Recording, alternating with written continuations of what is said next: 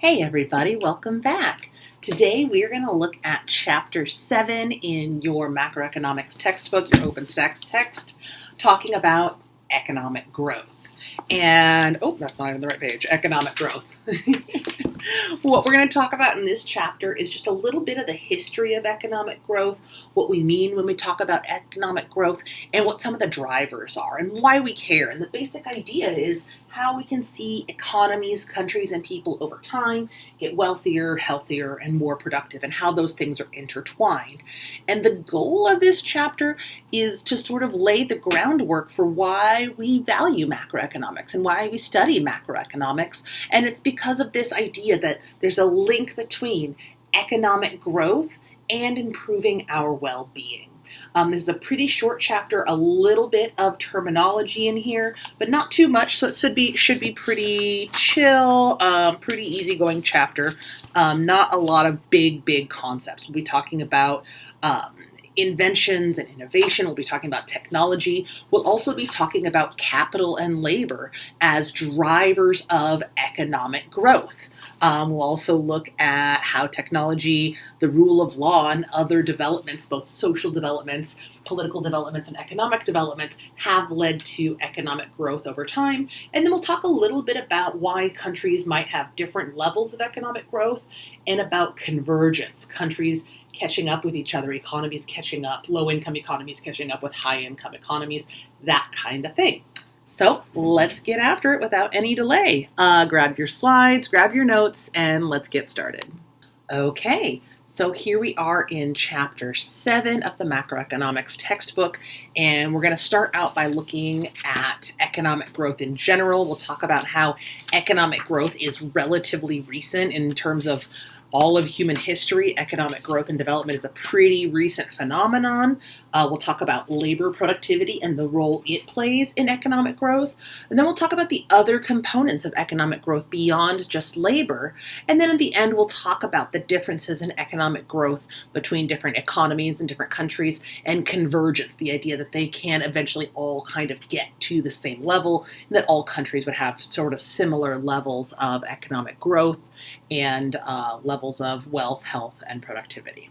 So when we want to get started, we want to think about the actual spread of human history and how much we've seen a change in the productivity and the well-being of people over time.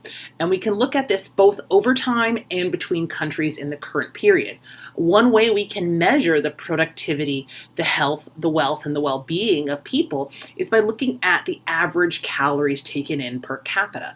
And this is just a way of seeing how much food people can afford with average wages and how much consumption they're consuming in a very even way. And so we see here the United States at the very, very high end, the average resident of the United States consuming almost 3,770 calories per day. In Ireland, 3,690, France, Germany, Norway, Spain, all in the sort of mid to low 3,000 calories. And then in the developing world, in countries like Zimbabwe, Niger, Sierra Leone, Cambodia, Madagascar, we see people subsisting on 2,000 calories or less, down to we have Ethiopia here, less than 1,000, or just slightly over 1,000 calories a day per person. And so that gives us a sense of the level of productivity and health. One of the things we talk about when we talk about economic productivity and labor is how calorie consumption influences the productivity of workers, right? The more food you can afford, the healthier you can tend to be, the more energy you have to be productive. Consuming a lot of calories also helps with brain and muscle development, and those are going to help make people more productive. So, generally, we can consider economic growth to be a pretty modern thing. The period of rapid economic growth that we're going to be addressing is going to be from the late 1800s, from 1870 onward. Since that period, we have seen rapid and sustained economic growth for the human race, but that's a new thing. Prior to the 1800s, we didn't see a lot of massive growth in terms of productivity by a lot of different measures. And there's lots of different ways economists like to measure economic growth. We think about GDP, which we talked about in the last chapter, but we can think about the example we just looked at, calories consumed. We can think about productivity in terms of what's left over. Are people just subsisting or not? And sort of just thinking about the quality of life and what's consumed by an average person in terms of goods and services. Before the late 1800s, a person's standard of living didn't change much for many centuries. And on average, life was pretty rough. There wasn't a lot of extra calories. There wasn't a lot of free time. We didn't see the technology that has allowed us to have a lot of leisure time and really pursue things in a very different way. And so there's actually even a little section in the book, what were economic conditions like before the 1870s, and they look at the GDP per capita estimates from the year 1 to the 1730 to the year 1000 to the year 1300 and so on, and just looking at how very little money, how very little economic value there was in countries during that period, and how little change there was year to year, decade to decade, and even century to century. What changed in the late 1800s? The Industrial Revolution. So the Industrial Revolution was just widespread use of power-driven machinery. Things like the steam engine and mechanized looms meant that it made it possible to be much more productive. Those power-driven machines in the Industrial Revolution led to a lot of economic and social changes in the 1800s that started this process of economic growth. The Industrial Revolution led to increasing inequality between nations because those countries that had access to this new technology tended to experience a lot more economic growth relative to those that were still doing a lot of subsistence farming and just sort of taking care of themselves. And so when we say this idea of subsistence farming, what we're saying is, people producing and consuming everything they use. And so not a lot of market exchange and not a lot of surplus. What we see with the Industrial Revolution is that people are now able to be efficient enough through the use of mechanization that they can specialize and they can produce more than they need, and that's going to allow for a lot more exchange. So in 1870, the GDP of the top economies in the world were 2.4 times the GDP of the per capita's poorest economies. So if I took the richest of the rich and the poorest of the poor, the difference was about 2.5 times difference. By 1960, that spread between the richest and the wealthiest had doubled. Instead of being 2.4 times, it was now 4.2 times, almost doubled. And so we can see that widening gap between countries taking advantage of a lot of technological advancement and really growing their economy, and countries that were still not really able to take advantage of those technologies and didn't have access to that economic growth, and so still having very low levels of economic growth and lower levels of market behavior and consumption. So there are two factors that are considered to be key to an economy's long-run economic growth. And this gets to the idea of what economists believe need to be taken care of by the government. So remember, when we talked about the beginning of economics, we said that markets organize economic activity really well. Strict economists will say that markets should manage most of our economic activity. But we do need the government to do two main things that help protect economic growth. We need rule of law and contractual rights. Adherence to rule of law is going to protect individuals and other entities and their property.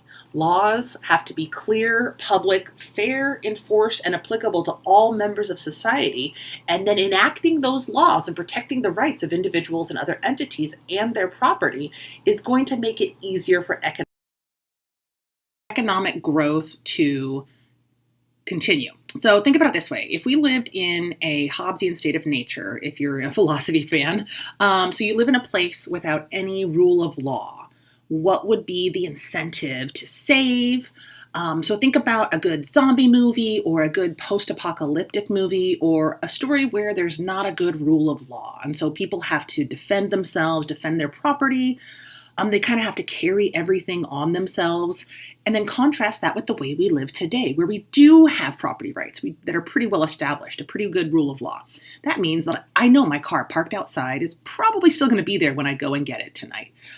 It means I can go home, and I generally expect that there's not going to be someone else living in there. So rule of law and the protection of personal and financial property has given us an incentive to save. It gives us an incentive to save and to grow our economic and financial well-being. And that's really essential for economic growth. We also expect the protection of contractual rights to help really support an economy's long-run growth.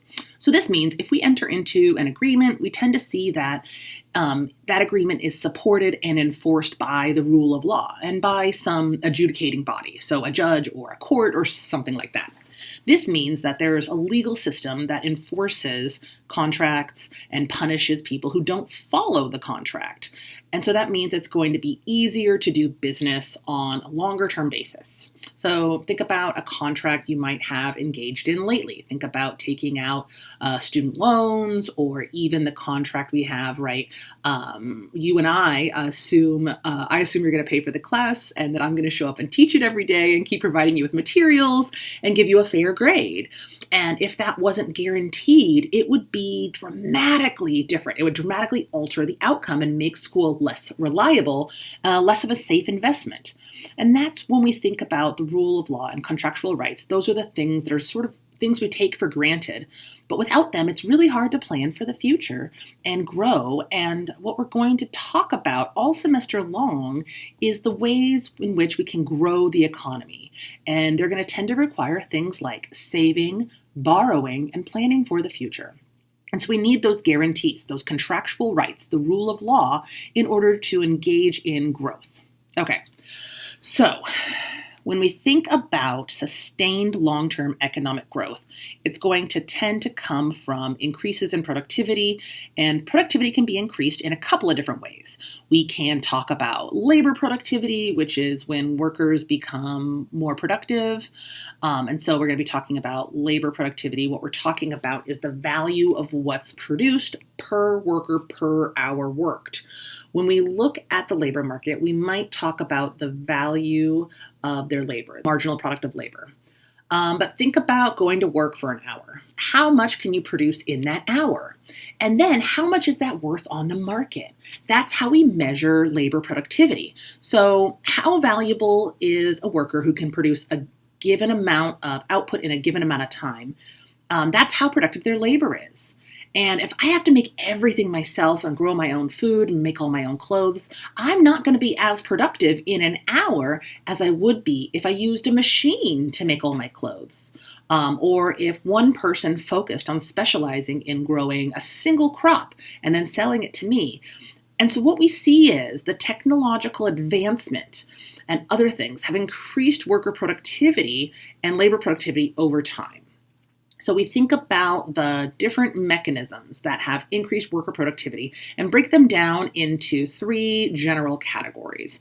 The first one is human capital.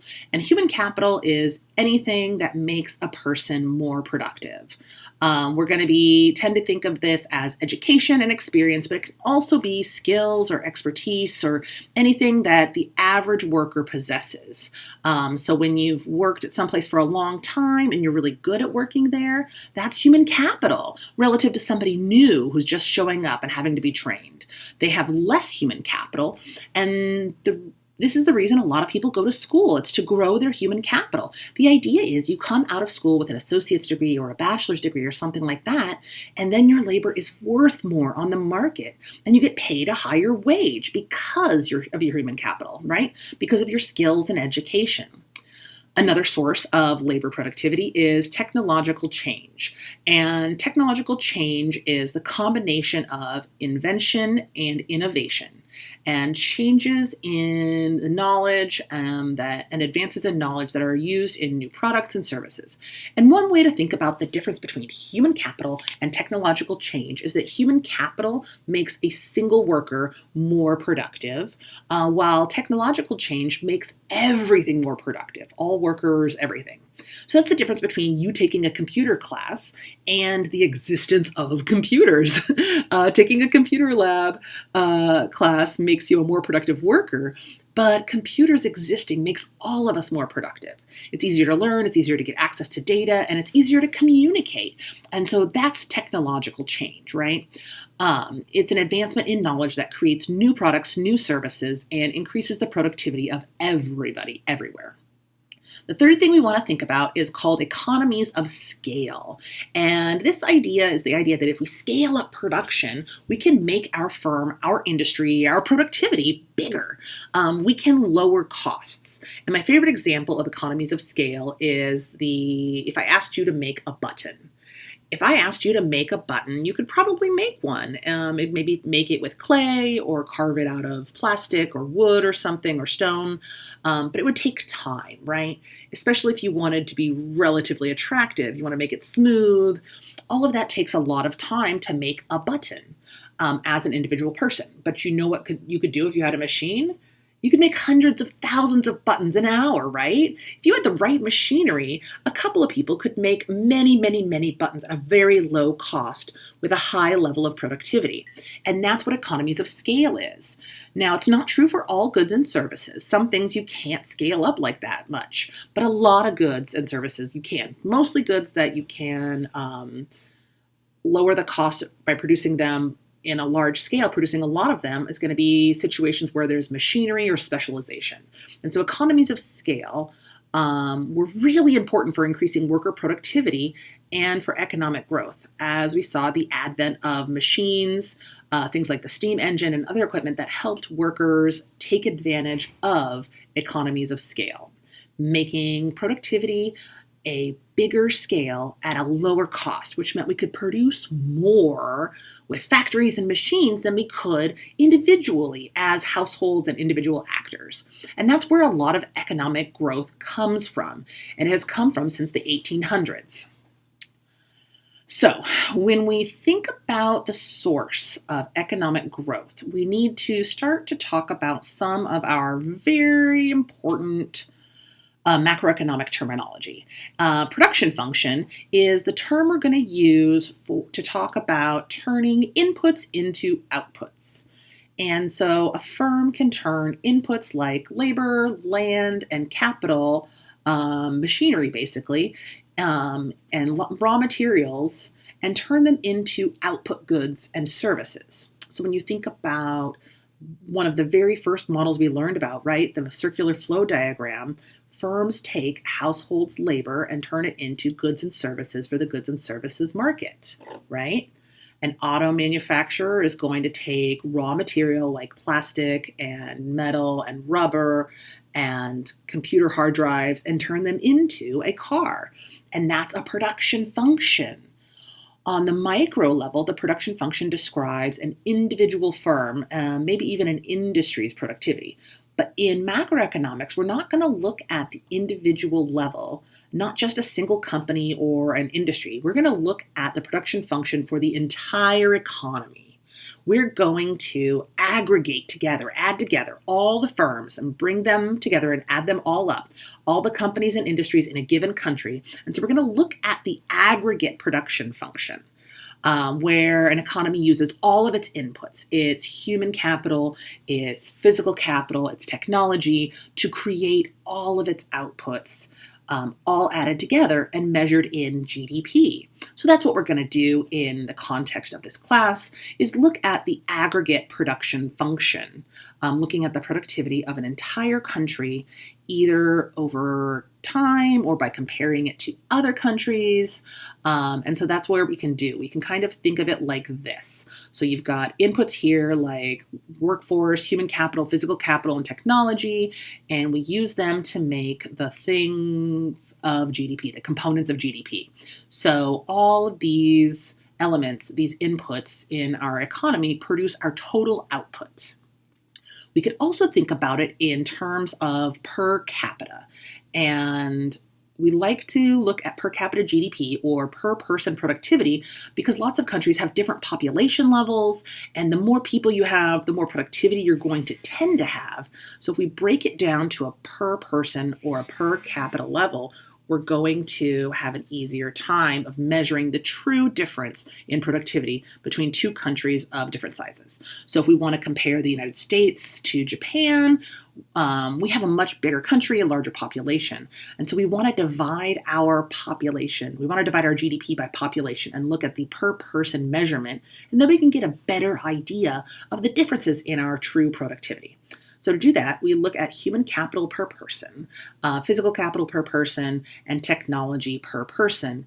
And then that's going to tell us how much GDP per capita we are able to make. So we can think about the production function with GDP altogether as an output, or per capita GDP as output, and then look at the inputs as per capita inputs. Does that make sense? Okay, hopefully. What we're doing here is we're talking about how a country produces everything it produces within a period of time. And one of the great ways we can measure the productivity of a country is by measuring the productivity of a country by looking at their GDP growth rate or their GDP growth rate per capita. And so what we really want to look at when we look at GDP growth rates per capita is how much does this change from one year to the next? And so that's what we want to see is what's the next year giving us? That's going to give us our growth rates and the growth rate of our productivity growth from one year to the other. And one way we can look at that is by looking at the productivity of a worker. How much output does a worker produce in a given year? And what's the dollar value of that? Another way we can look at productivity is by looking at productivity per worker per hour. And so how much does that worker contribute to output? Looking at how productive an individual worker is in terms of the value of what they produce, when we look at this, we're going to tend to exclude government workers and agricultural work and sort of just look at the rest of the economy for that measure, okay? And this is a great graph because this graph shows output per hours worked in the United States economy from 1940 to 2020. So we can see output per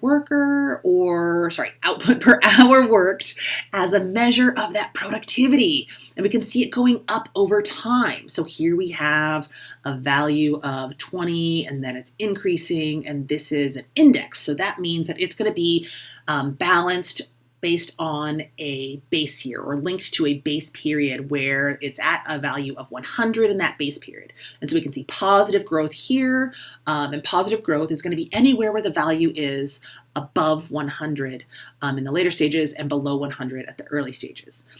And the growth rate differences are small, but they're also cumulative. So we can see that workers' productivity increases over time and it builds up, and that's going to lead to economic growth that can build up over time. We can see periods where worker productivity rose a lot, like the 60s and the 90s, compared with periods where the economy and output per hour worked didn't rise a lot, like in the 70s and the 80s. In the 80s, we were struggling, battling a lot of inflation, and so our economy just didn't grow by as much. And so it's really interesting to look at it this way, look at this way of measuring how quickly or slowly our economy grew. And you can also see another period of slowdown here during the recession in 2008 and 2009. And that makes sense, right? Not as many people were working and the value of our output wasn't as high. And so it makes sense that there would be a little bit of a drag on productivity in that period. Cool? Okay, kind of cool, hopefully.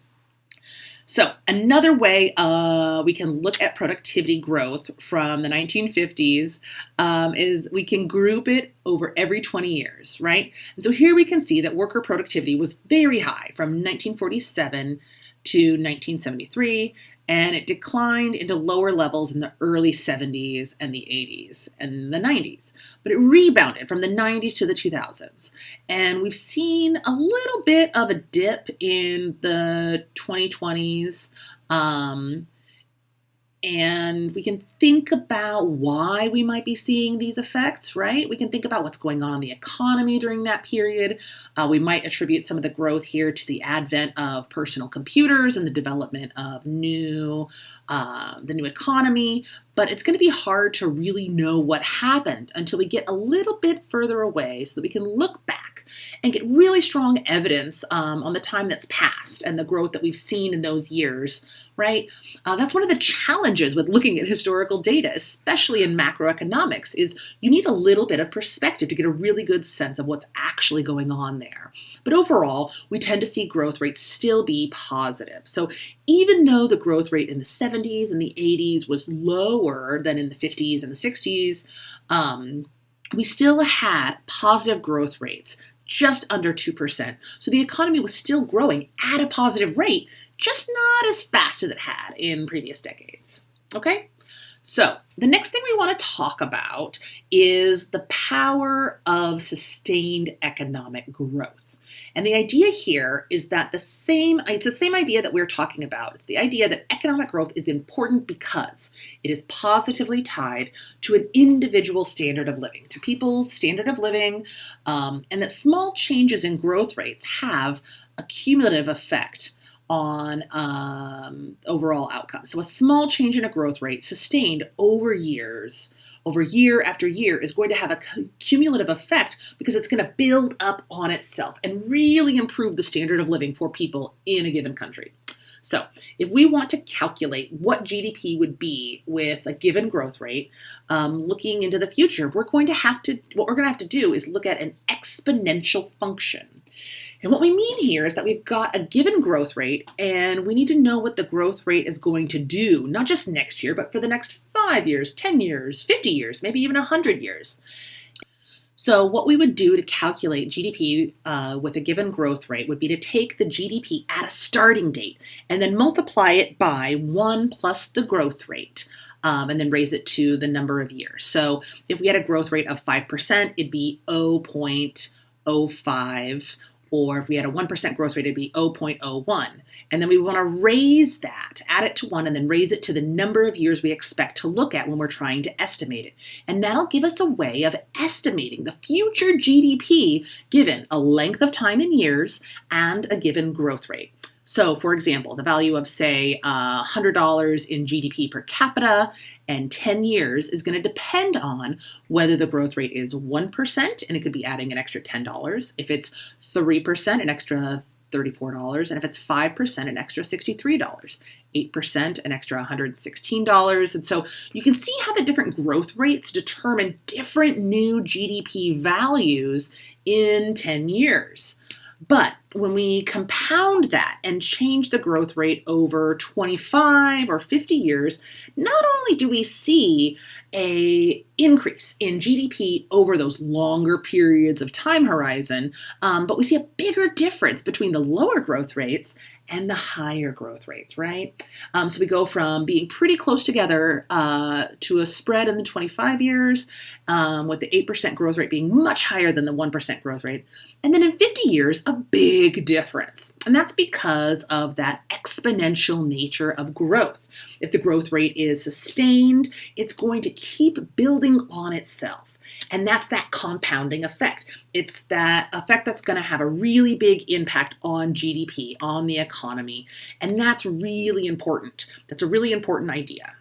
Does that make sense?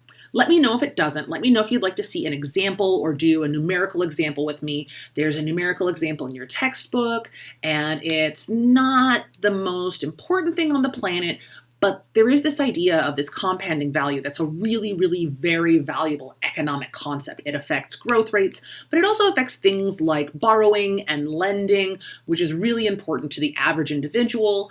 So hopefully this makes sense. If not, let me know and let's do an example together, okay? Okay. So when we think about these growth rates, we want to think about compounding growth rates and the idea of compound growth rates, which is when the growth rate multiplier is increasing and adding to itself. So that's the idea that we want to multiply this growth rate by a base that includes past GDP growth. And what we mean here is that every time we have another year of growth, right, that is added to the base.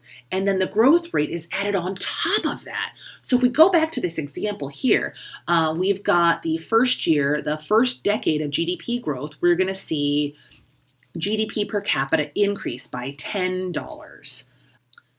But that $10 is going to be added to the base as we add more years on, another 10 years or 25 years, another 40 or 50 years. And that's what we mean when we say compound growth rate. So here's a nice example. When we look at South Korea and we say they have a GDP of $2.2 trillion and a growth rate of 2.8%.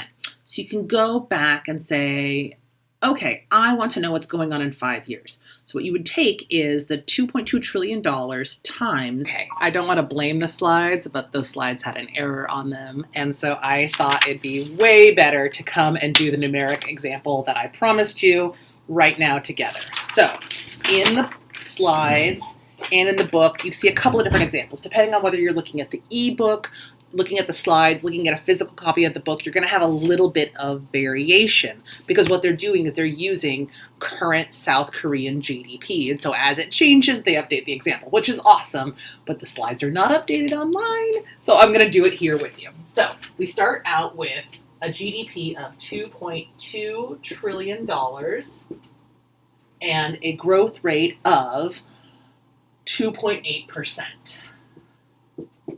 If we want to look at it, we can do it both ways. We can do the exponential formula, right? Which is just going to say take the current GDP, the 2.2 trillion, and we're going to multiply it by 1 plus the growth rate. 0.028 is 2.8%. And raise it up to the number of years. In this example, we're going to do 5 years, so we're going to raise it to the 5th. If you pop that in your calendar, you get 2.525 or 2.526. I'll round it up. So that's what we expect to happen. Now we can calculate it year by year and see if we get the same result. And we'll see that compound interest or that compound growth rate play its role. So in year 1, we have, let's see, we have a GDP of 2.2 trillion, and we have our growth rate of 1 plus 0.028. And so if we take 2.2 times 1.028, we're going to get a new GDP of 2.2616. And then in year 2, we'll take that 2.2616, because that's our new GDP after a year of growth, and multiply it again by that same growth rate. And so see, the same growth rate has an increasing effect because we keep adding more value to the GDP and then multiplying it by the growth rate again. So 2.2616 trillion times 1.028 is going to give us a GDP of 2.3249 trillion. 3249. Now, in year 3, that's going to be what we use. 2.3249 times 1.028. And if we go ahead and calculate that, let's see, 2.3249 times 1.028 gives us 2.389972. So I'm going to call it 2.39. 2.39. If you round this differently, you're going to get a slightly different result. Not the end of the world. Okay.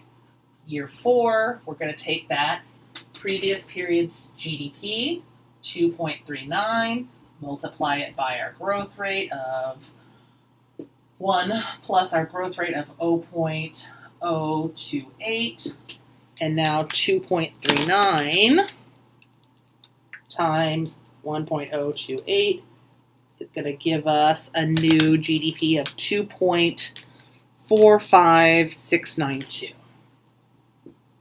2.4569.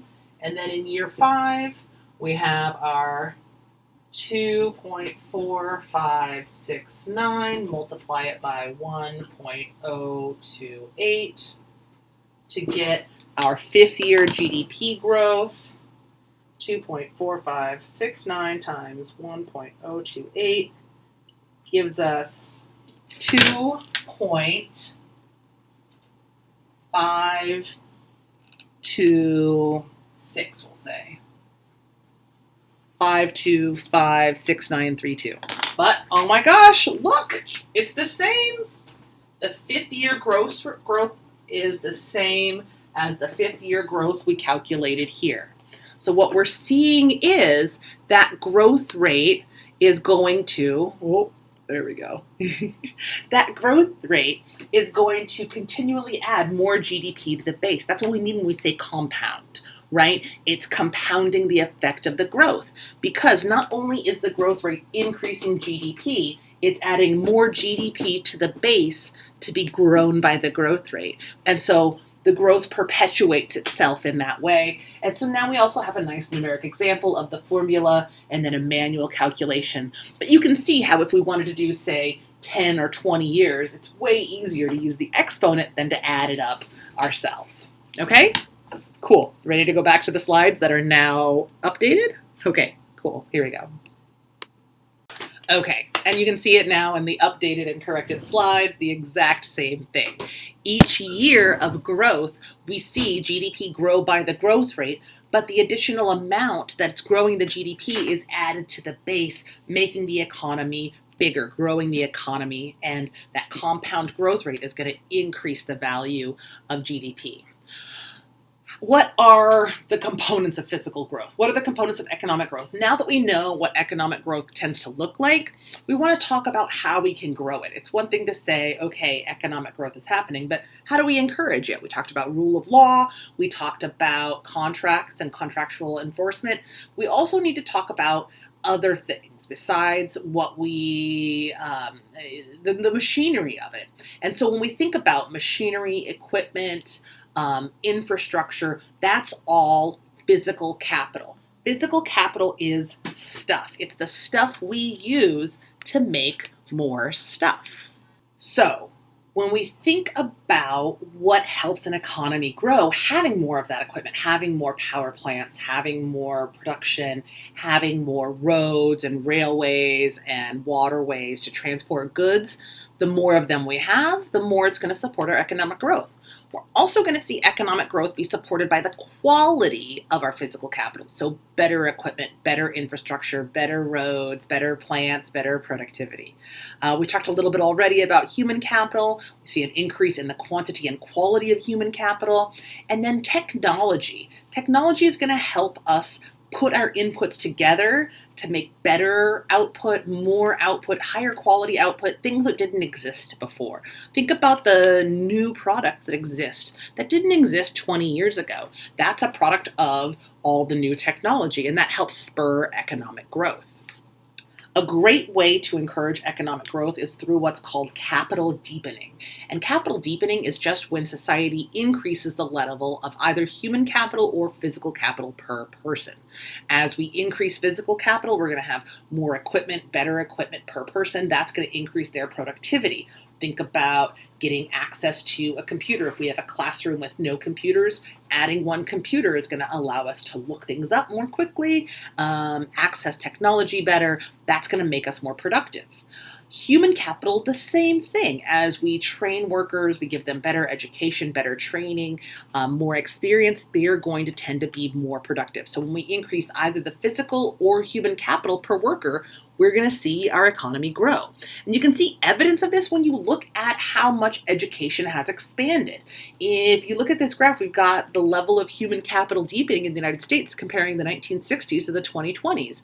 There's a huge change in the level of educational attainment. In the 1960s, just over 60% of people 25 years or older completed high school. Now in the 2020s, it's more than 90%. So that's a huge increase in human capital, meaning that more and more of those workers out there in the world, 25 years and older, have a high school diploma, a basic level of education.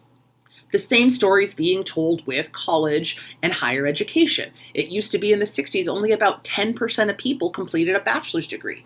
Now it's getting closer to 40%. So that's an increase in human capital. And there's definitely room for more growth, obviously, right? That's job security for me. But the idea is as we educate more and more of our workers, they'll be more productive, we'll have more technological innovation, more productivity, and that's going to help our economy grow.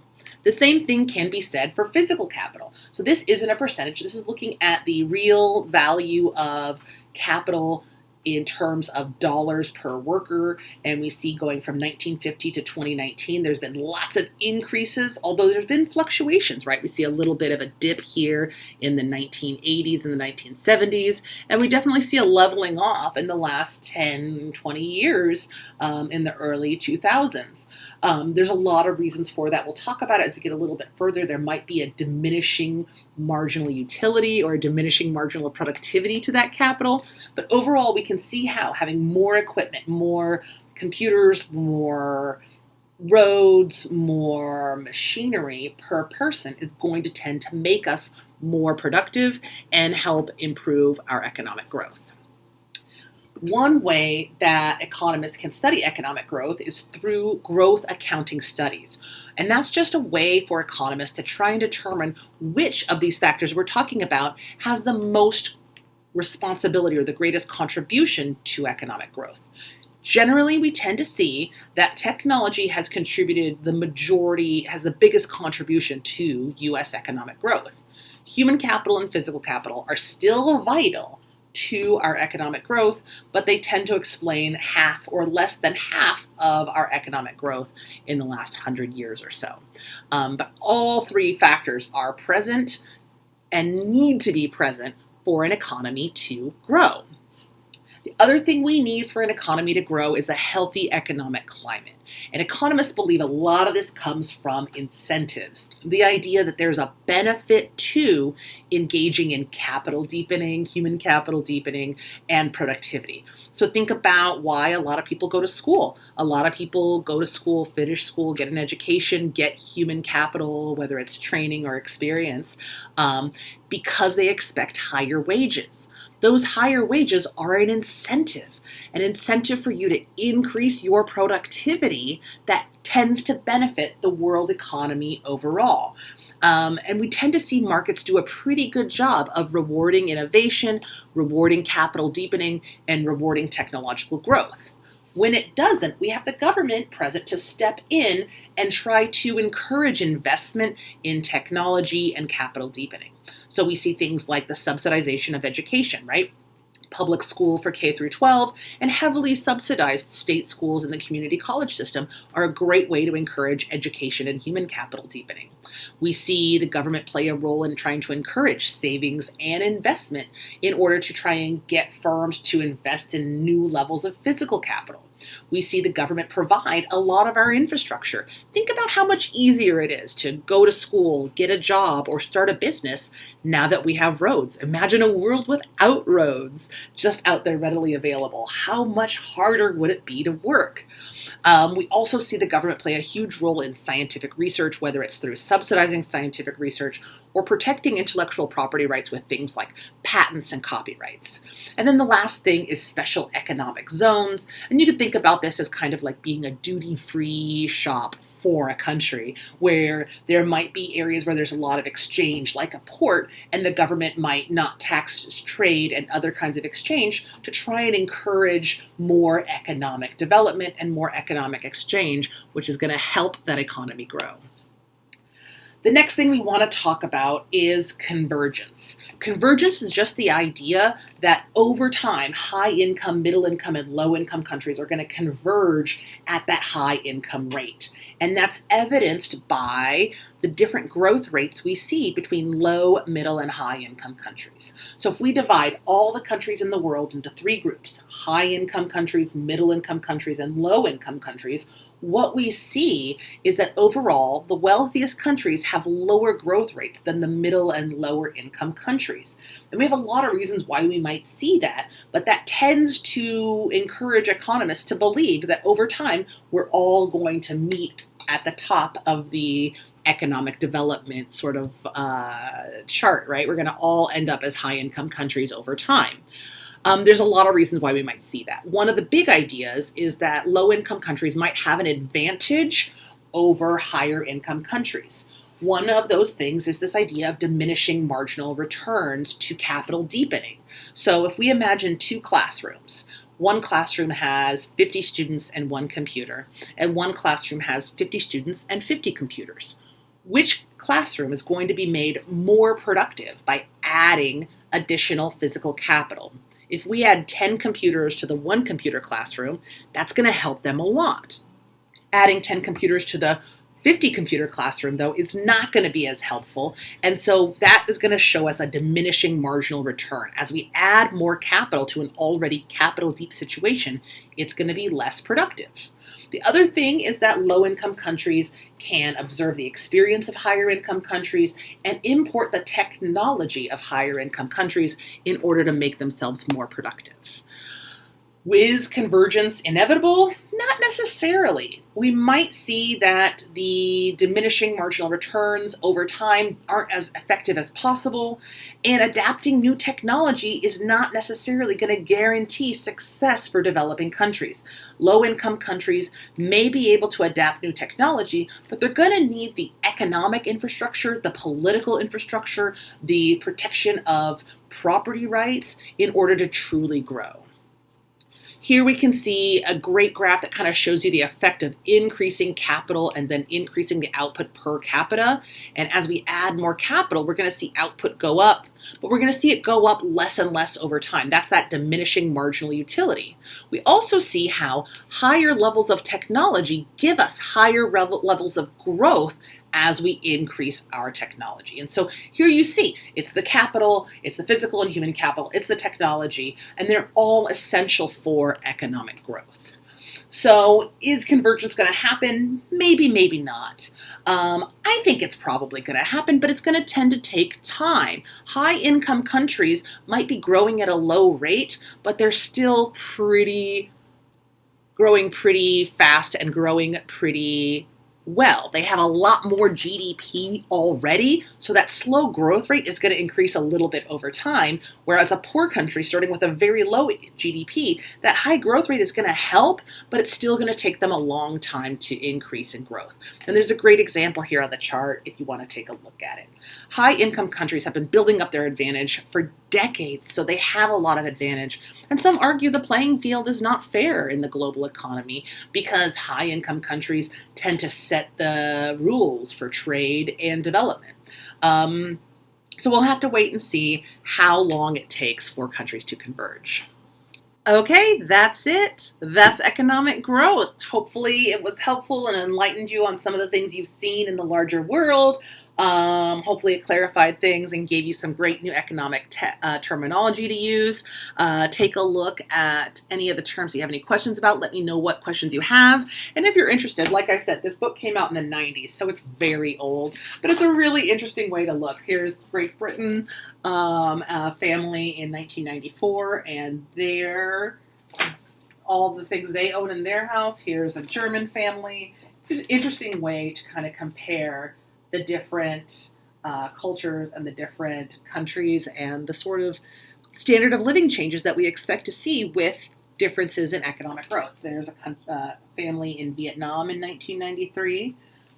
So that's just something fun from my economic education that I hope helps you.